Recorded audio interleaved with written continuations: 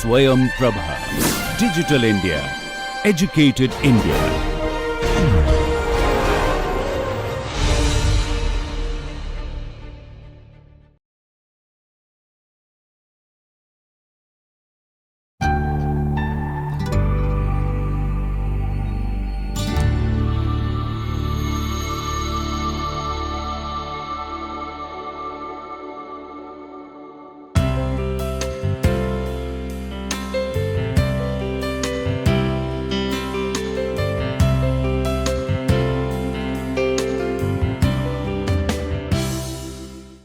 Hello student, I'm here Professor Smita Jha to discuss atonement with intertextual connections.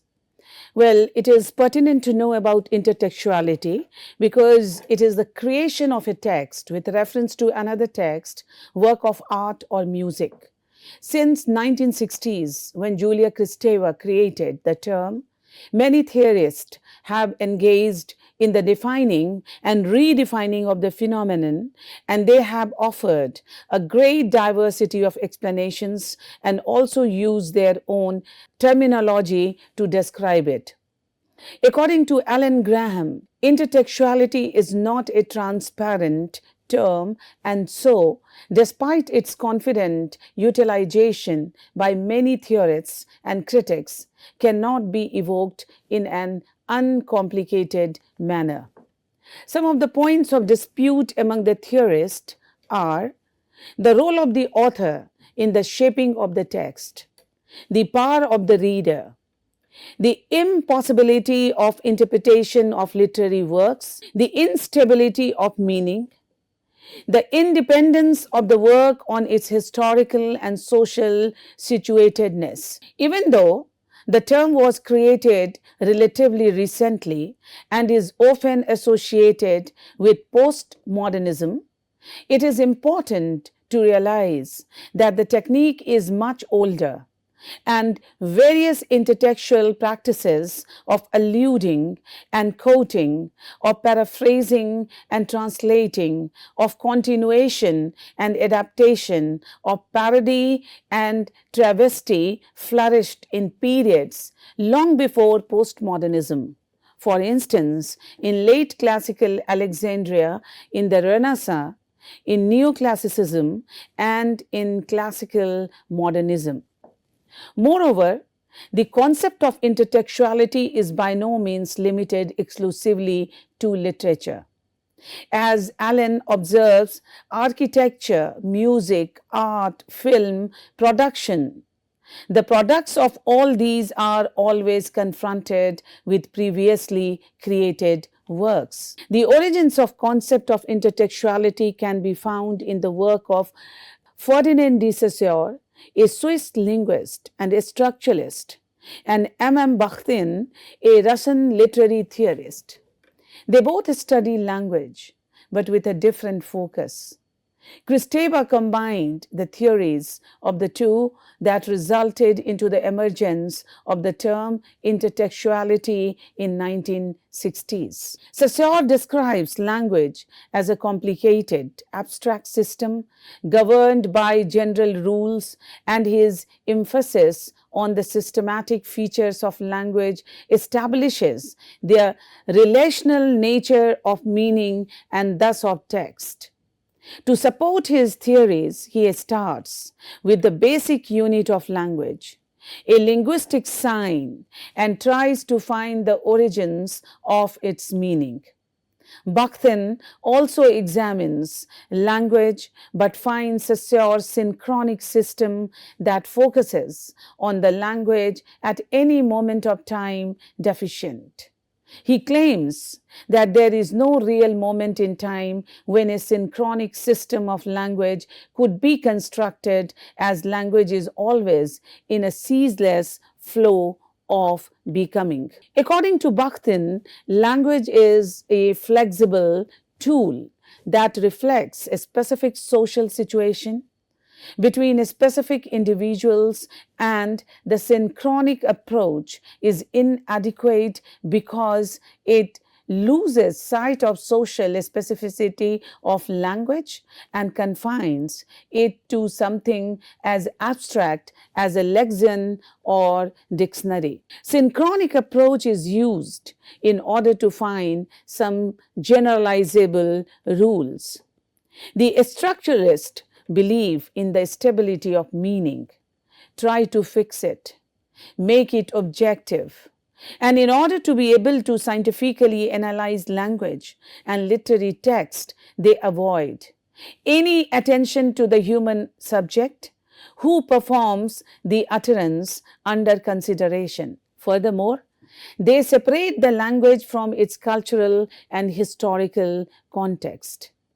Post-structuralists, on the other hand, view the notion of a stable meaning as illusory and as a tool of dominant ideologies to maintain their power.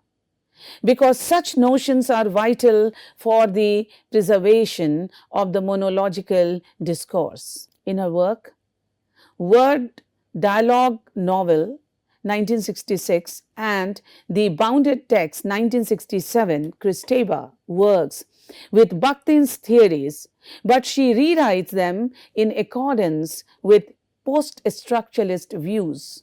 Bakhtin, instead on the contact of subjects behind the dialogical contact between text. Julia Kristeva crucially departs from his view and redirects this power to intertextuality, to the contact with the pre-existence text.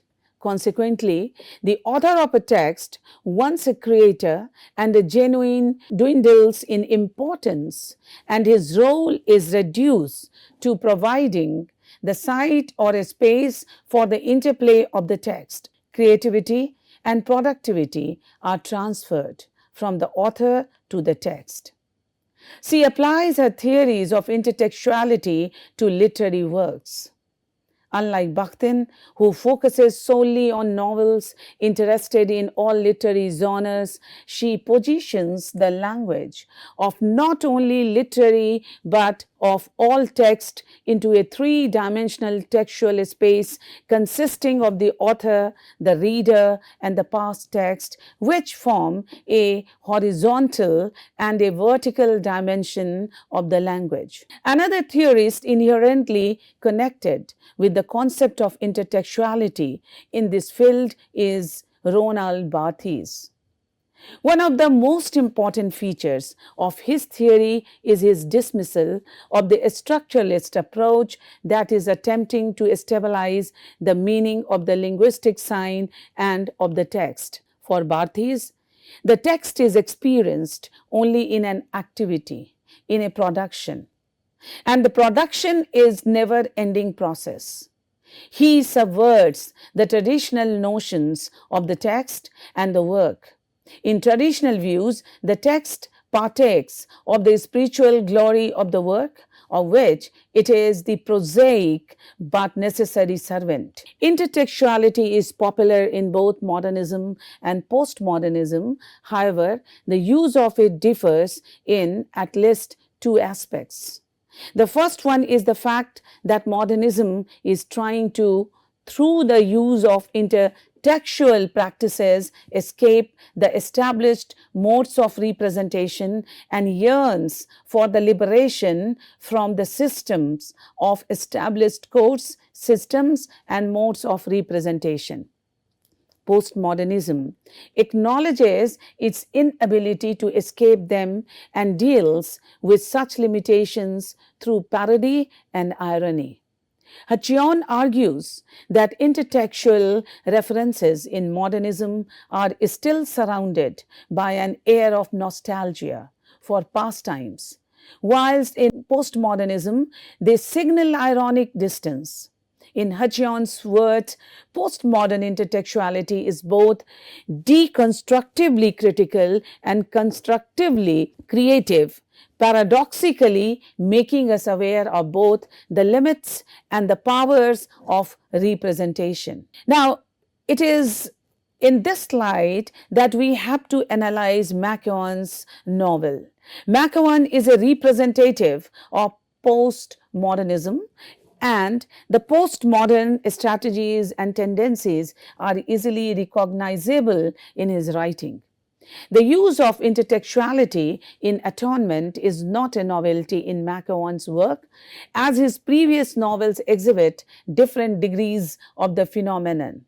However, Atonement does stand out in the context of his work because it is his first truly intertextual novel. Ian McEwan's novel Atonement is a story about two lovers separated by the Second World War, although published 60 years after the fact in the year 2001.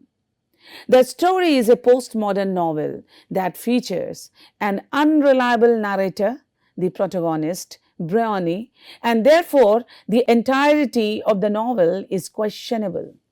Use of other text within Atonement aid in the foreshadowing of the story as developing an understanding of the plot as well as considering parallels to other literature. McEwan works with intertextuality from the first until the very last page. At the very beginning, McEwan uses a quotation from Jane Austen's Northanger Abbey, which, like Atonement, deals with the importance of the difference between the real world and the fictional one, to foreshadow Bryony's crime. With respect to Gennett's terminology, the epigraph can be classified as a pretext. However, it consists of the quotation from another text, and therefore it is also an example of Gennett's reduced form of intertextuality. The passage is part of the dialogue between the two main characters of the novel and is concerned with the exposure of Catherine Morland's preposterous assumption about Henry Tilney's father. Though 4 years older, Catherine Morland is as innocent as the 13-year-old Bryony, guided solely by the wisdom of the Gothic novel she so enthusiastically reads. Her life is dull and uneventful and cannot measure up to the adventurous lives of her favorite characters. She wants to experience the romance and perils the heroines usually encounter, and hence she interprets the things around her in order to fit into her fantastic ideas. On the basis of Mr. Tilney's hostile behavior, the existence of a forbidden room, and her own wild imagination, she becomes dead certain that Mr. Tilney's killed his late wife. However, before she can unearth Mr. Tilney as a cold-blooded murderer, her hypothesis is discovered by Henry Tilney, who is an avid reader himself and guesses her ridiculous thoughts. What have you been judging from? Consult your understanding, your own sense of the probable, your own observation of what is passing around you. Similar to Catherine, Bryony lives in a fairly isolated world, and she spends most of her time alone, accompanied by books, and had a strange mind. She longs for mystery and secrets, but has none because her controlling and orderly nature clashes with behavior that might lead to them. Nothing in her life was sufficiently interesting or shameful to merit hiding. Even though she is not completely unaware of the life beyond the nursery, she is still partly blinded by the innocence of childhood and lacks the vital knowingness about the ways of the world. Furthermore, her fantasy operates in simple terms of good and evil.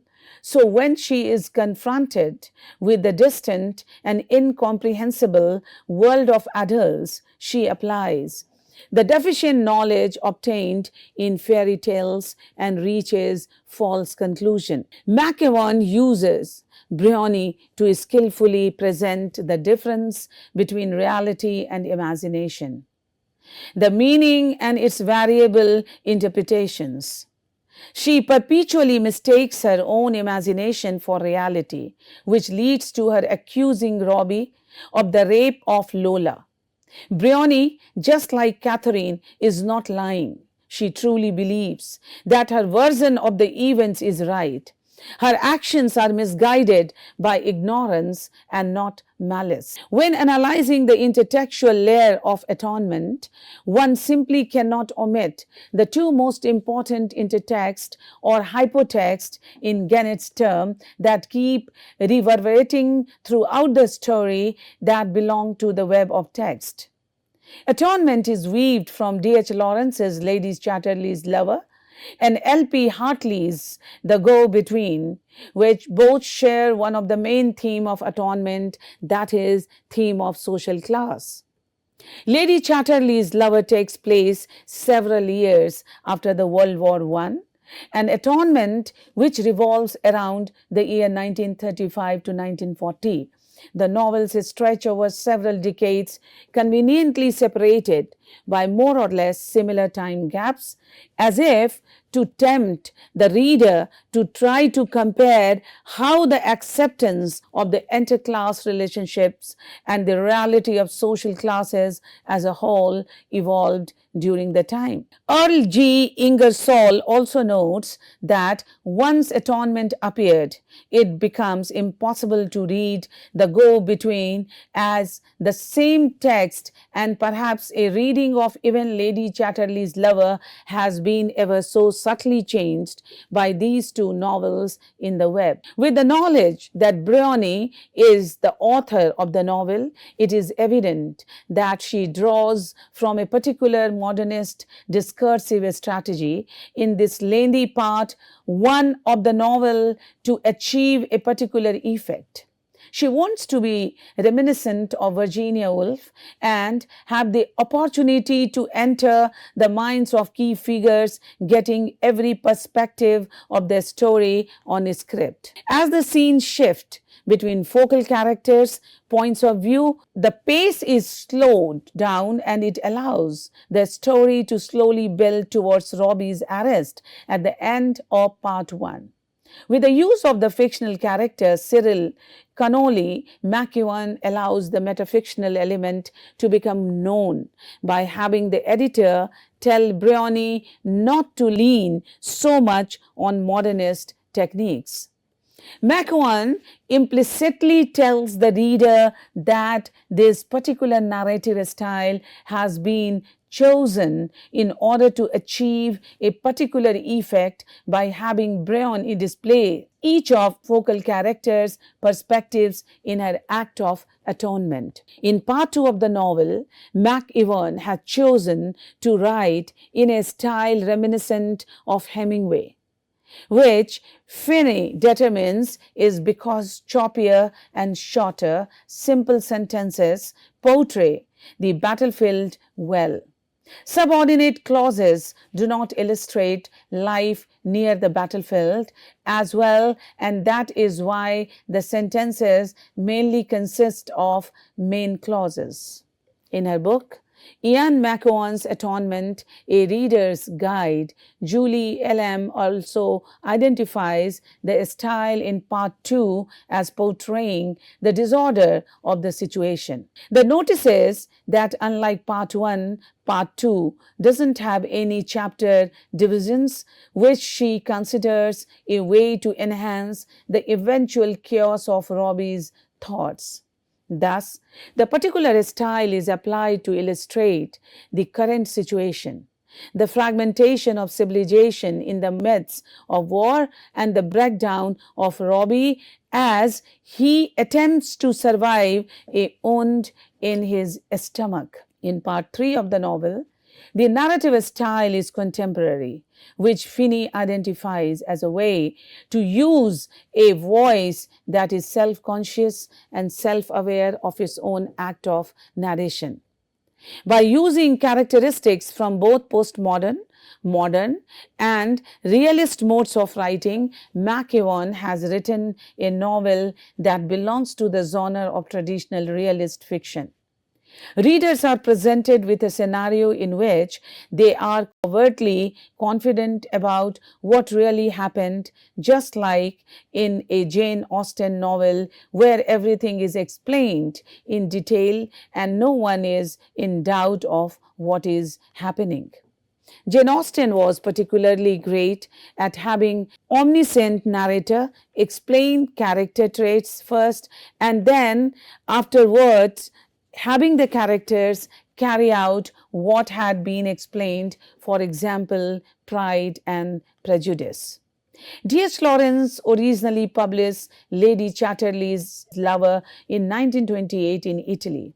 Upon its publication, the novel shocked the reader with its daring and open approach to sexuality, which promptly led to a ban on the book on grounds of obscenity and pornography. However, more worrisome than the graphic content was the fact that the affair depicted in the novel is happening between members of different classes, that is, Connie, an aristocratic lady, and Oliver, a working class man.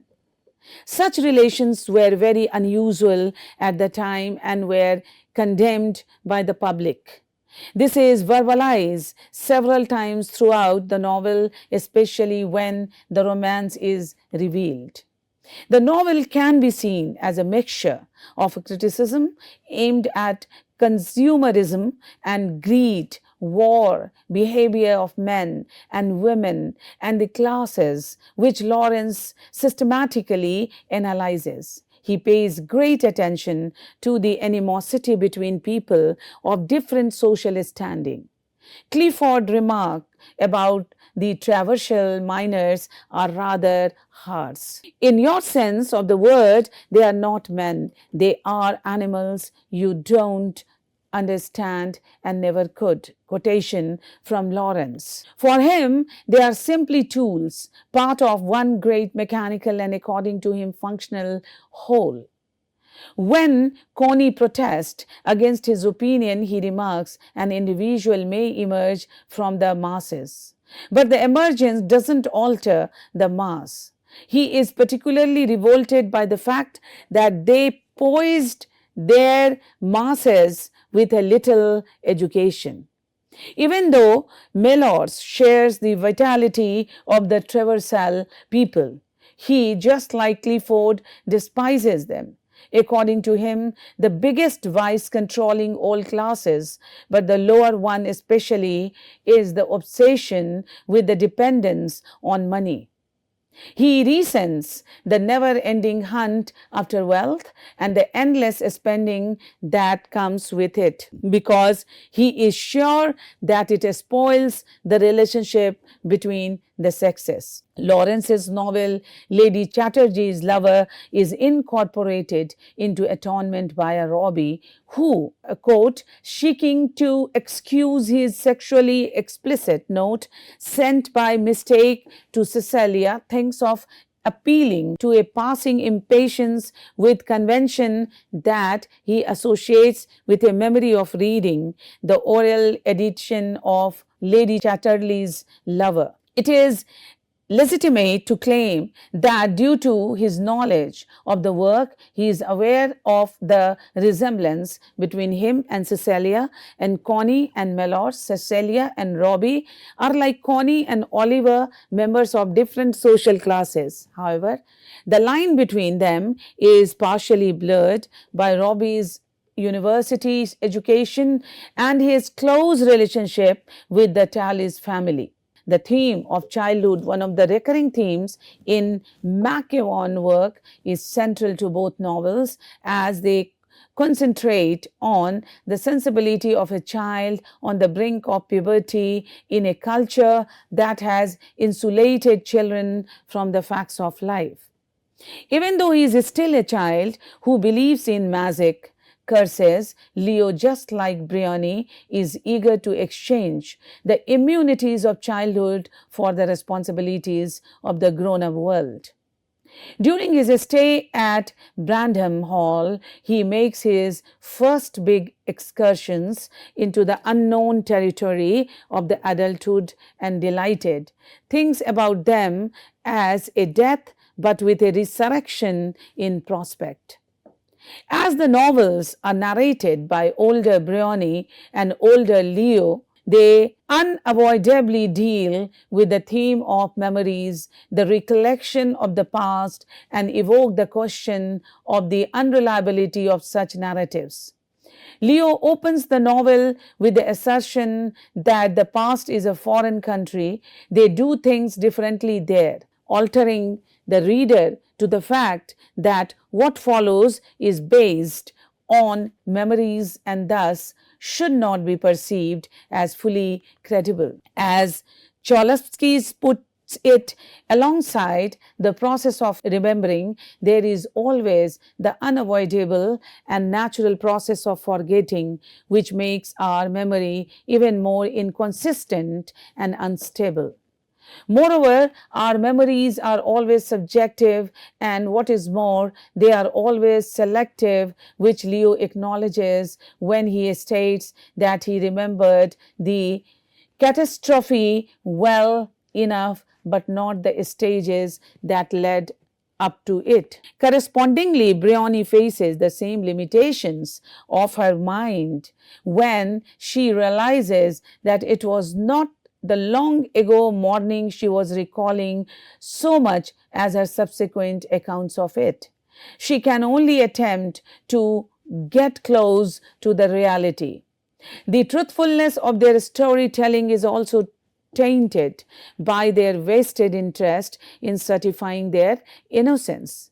Briony's writing ambitions and the author she chooses as her models are another interesting source of intertextuality and are a brilliant illustration of the flexibility of intertextuality and of her boundless opportunities it comprises.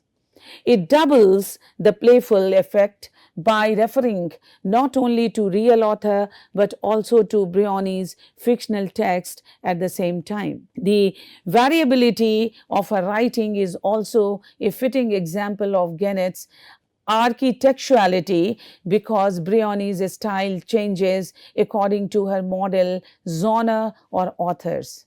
She always adheres to the pre-existence rules of the genre or literary movements she imitates, be it fairy tale with the clash between good and evil or modernist fiction with the stream of consciousness.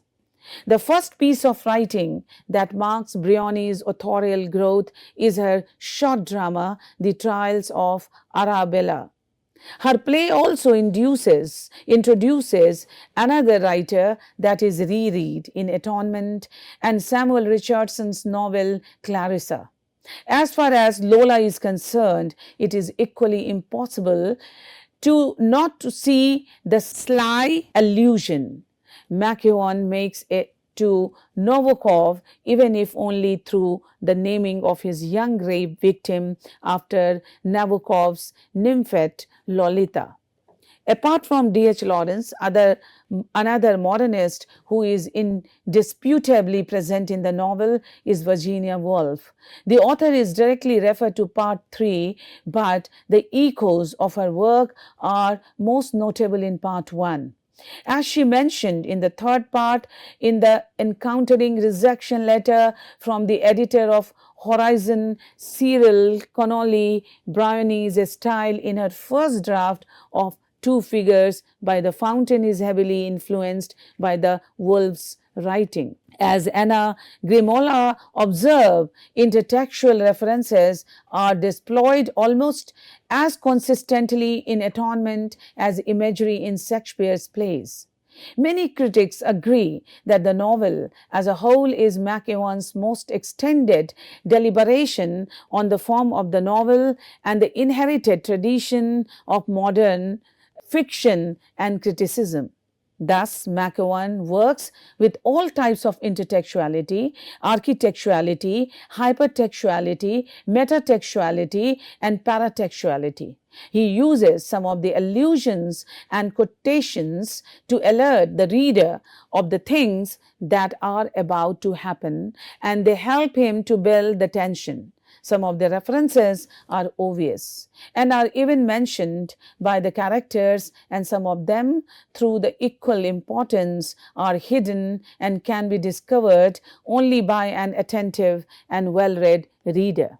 With this, I wrap up the discussion. Let us meet in another discussion on atonement with the same intertextuality connections. Thank you.